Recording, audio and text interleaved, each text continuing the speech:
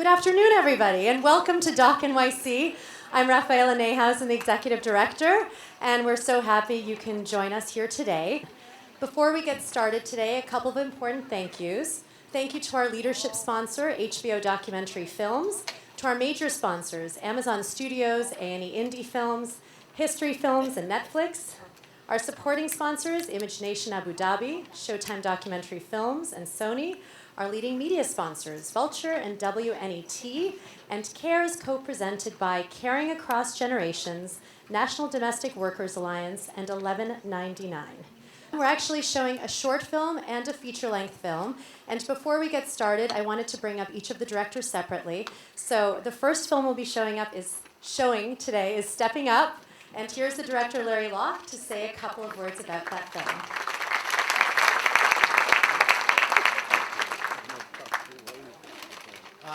First of all, it's a real honor. On behalf of our producers, Jim Taylor and Wayne Wingborn, Jim is here today. It's just a great honor to be a part of this film festival, which has become now, I think, the biggest and most important documentary film festival in the United States. So thank you for coming out, and thank you for having us to be here. Quickly, this is essentially it's a short film, and it's really a series of 3 portraits. It's not a driving, compelling narrative film, and it's done in an old-fashioned verite style. The reason was that what we wanted to do was to simply allow the 3 subjects to tell us their story from their point of view in a simple manner. They're all people who are caregivers, not professional. These are family caregivers, something pretty much all of us will have to do at some point in our lives. And they're all connected by music. We're very fortunate today to have one of the subjects, Bob Cunningham, who's here. Bob is one of America's greatest jazz bass players. He and his family are here today, so we're very happy he was able to come to the film. Hope you enjoy it. Very much fun. And now please give a warm welcome to Deirdre Fishel, who's here with the movie crew.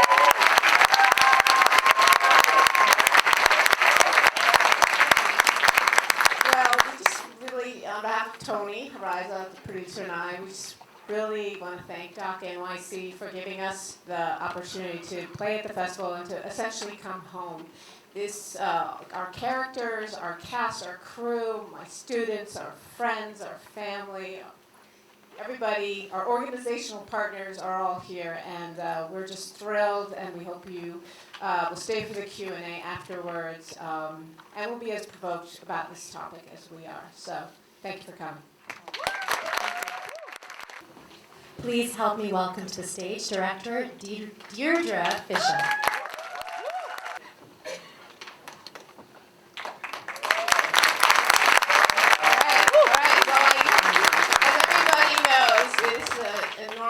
Collaborative process. So I'd like to have all of the people who are in the film, Tony Hariza, producer, and all the characters in the film.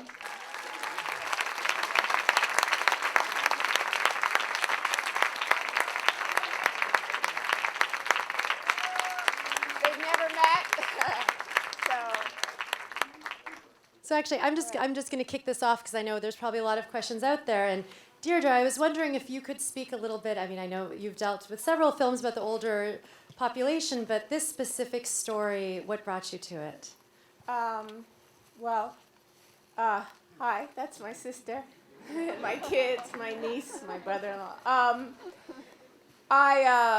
I long had an interest in growing old in this society and felt that there was just not enough attention paid to it. And about, 12, 13, 14 years ago, I made a film called Still Doing It. And it was about growing older women and doing it, but doing it meaning everything. And women growing older with vitality into their 60s and 70s and 80s. And my mother was a character in the film. And, as my mother grew older and my sister and I became clear that my mom would be adamant no matter what about aging at home. We started looking at that world, and then when I started looking at it and realizing how incredibly difficult a world it is to navigate, sort of getting freaked out that there's no real money in this country to support it, and then looking at the reality for workers. And I have to say, when I really got the 360, I thought somebody has to be making a film about this. And when I realized they weren't, I jumped in and very, very quickly knew that it was going to be a big film that I needed a lot of help with. And that's when I brought in Tony Hariza very early on, who's my mentor and teacher. Yeah. Can we just take 1 minute to thank people? I just Please. do not want to walk out without thanking. And Tony, you know, so all of our, all the people in the film, and I'm going to forget people, so help me, but we have our David Alvarado, who shot a lot of the film is here. Shout out to him.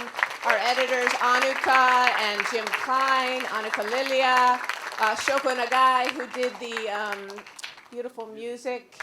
Our organizational partners are here, PHI and CHCA, and our SEIU, 1199, our funders. It takes a village.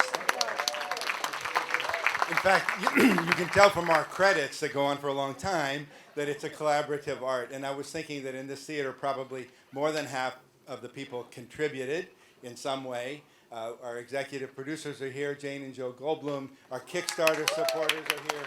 And so many of you either contributed or listened to us talk about this for the last few years. So thank you for being here to celebrate with us. So I wanted to open it up to these remarkable people on stage. I know some of you, it's the first time you're seeing the film. And if you could even speak to it, to what the experience is like to even see people you were so involved with for so long on screen today, if you could talk a little bit about your experience. Or not, or I could just go right back to you. That's just wanted to give them a chance. Okay, my late husband, Larry Dobson, was in the film, and I'm Talitha, and I was one of his caretakers, and so was Laurie, and it's a hard field. And this is the first time I've seen it, and it was beautiful. But yeah, I got tears. But people really need to know about this. It's a hard job. They're underpaid, and you get really attached. Of course, I was already attached, but I mean, and not only that, the family gets attached to the other care workers, as well as them getting attached to the families.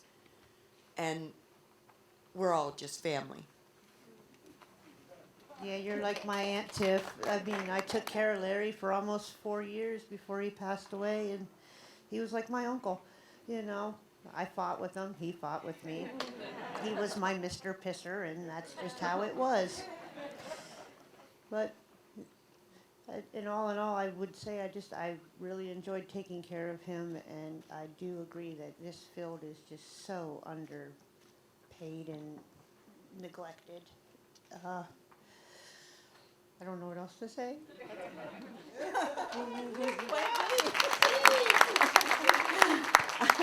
Thank you, everybody, for being here. Thank you, Deirdre. Thank you, Tony. Thank you, my executive director, Gonzalo Mercado, to the organization La Colmena from Staten Island. I don't have words. The film is so beautiful. I really thank you, everybody, for being here, and I hope we can get your support in the following days. Thank you. I want to give thanks to Deirdre and all those that put so much time and work with Deirdre. Is a very beautiful person. I met her long ago, and she all heart. And watching the films and watching all the clients that really left this world and the family really felt the pain, I felt the pain also. Because this is not just a job, this is someone's family life in your hand that we have to be with them every day. And we see the agony and the pain that they go through.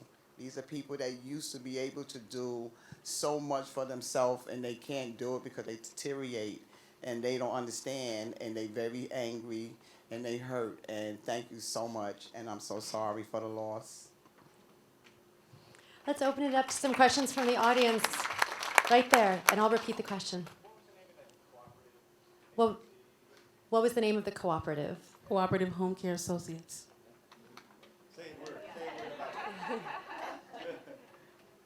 We're a licensed agency located here in the South Bronx.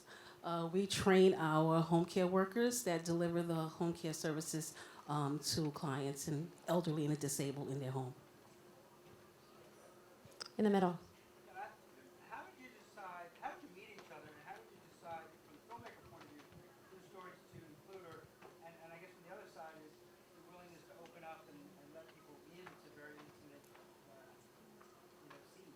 So how did the filmmaker meet her subjects? How does she decide to follow these people, and how did these people allow her to follow them? Well, we were lucky to have a lot of organizational partners early on, people who were on the ground, and so we really went to them, and they sort of were conduits. We're very lucky. For instance, there's a group that actually doesn't exist anymore, Direct Care Alliance, and we were pretty dedicated to having a rural story. I think a rural story, I'm so glad, is in it now, particularly given the way politics have rolled out and some of the divides that are happening. But we really wanted a rural story, and she spent months and months and months till we were lucky enough to get to know Lori and Talitha and Larry. But I think we just, from the beginning, and also with some guidance from the Ford Foundation, who we went to talk to about really how important it is with this topic. It made it sort of a narrative editing nightmare, but from a political point of view, that it was important to tell the whole story, the 360, the many, many people who, all of us, and my sister and I recently had just, my father got very, very sick, and it just, and died several weeks ago, and just the whirlwind of stresses that we felt, and just not only the emotional thing of dealing with our father, but also just dealing with a system that is very complicated to navigate. So we just, we wanted to tell the 360, and luckily we had a lot of amazing editors, Anuka and Jim Klein and Anu, and then ultimately a finishing editor, Jean Chin, to help us put the pieces together.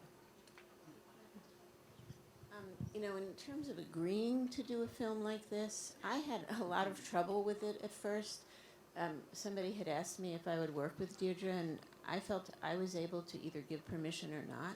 But Peter, as you could see, didn't have the cognitive ability. I wasn't clear that he was really in a position that he could give that permission, given what the consequences could be of all the people in his life seeing this at some point. And I really struggled with that.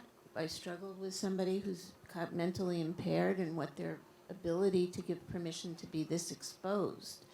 And eventually, after talking to Deirdre a lot, thinking about it a lot, talking to Peter, because he had come from this field, we learned to trust Deirdre. And I believed that her reason for doing this was a valid, good reason for the cause, more than just to make a film and make money. And I want to say that it's hard sometimes to give permission for somebody who can't. And that's something that really needs to be thought about for a film such as this. Just want to say that. Add one thing, Peter did not initially say yes, right? He didn't say yes, and I'll never forget one day he said, okay, let's go. And I was like, go where? And I knew he meant it, and he immediately, it was the camera, and he said, I haven't held a camera since the Vietnam War. And it was a powerful moment for us. So, Right here in the front.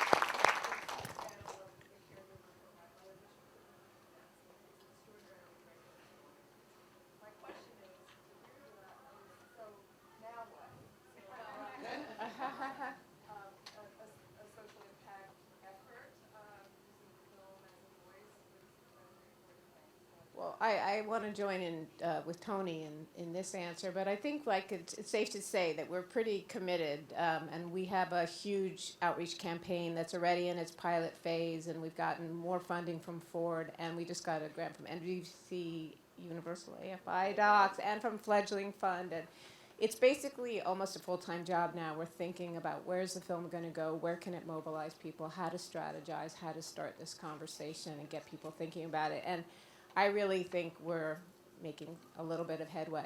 Yeah. In just the last week, we realized that this film, in a time when there's a lot of division and a lot of polarization in our country, actually points in a different direction. It shows how connected we are, how much we share. And we're really hoping the film can start conversations that will look for solutions to address issues both for elders and for workers that doesn't leave anyone behind, not people in rural areas, not people in the cities, not immigrants, not native born. And we feel like the film has something to contribute to that conversation. We have time for about one more question, so make it really good. I'll go all the way to the back, the lady with glasses. I just finished caregiving for both of my parents after a long 8-year haul. And the Medicare piece is the part that was probably the most challenging of all of it. Are you planning on doing a film about that part?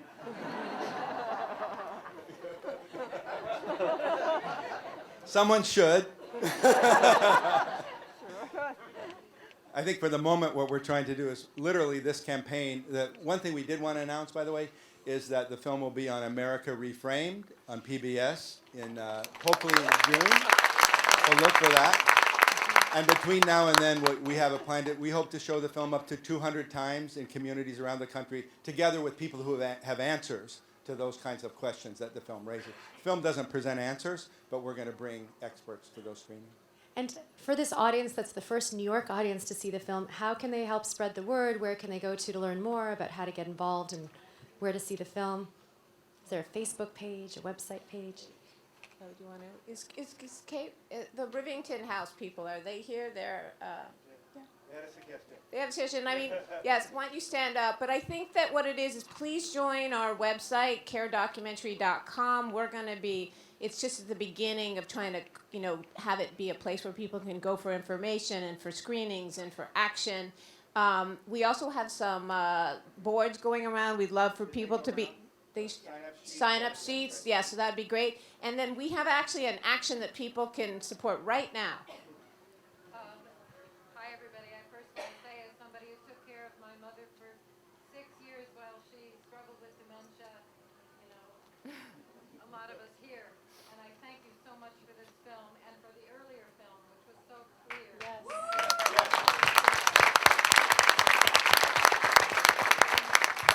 engaged in trying to reclaim a building that was an AIDS nursing home facility, and it was lost to the city, we say temporarily. It was a public facility, guaranteed in perpetuity for the community. We're fighting to get it back, really as a place to begin to reimagine the care that is needed for us when we can no longer be at home, or if we can't be at home. Like, what do we do then? How do we support those care workers as well? And to me, it's the same battle, and I thank you for articulating this so well. Thank you. So look at how can people support that? Where could they go? Neighbors to Say at Rivington House's Facebook page. Okay. Okay, everybody, so you've got a lot to do. Oh, my mom. We have Oh, sorry, her. the mother, if the mom is here, Yes, that my usurps mom. anything I say. There's my mom. Let's- Freddie. This is my mother, Freddie, who I love so much. I have to tell you, I am enormously proud of you.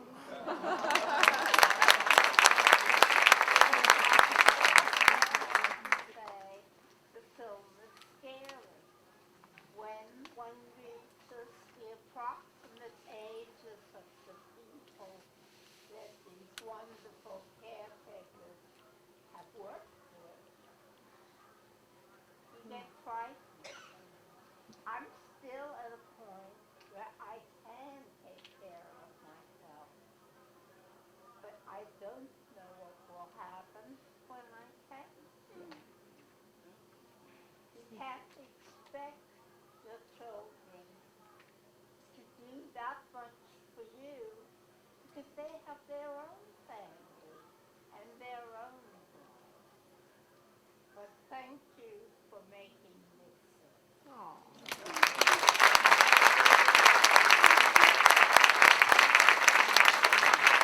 Thank you so much to Deirdre Fishel and this incredible team up here. Thank you so much. Thank you very much to Larry Locke, the filmmaker behind the earlier film. He's in here somewhere. And to the subjects that are right here in the front, thank you.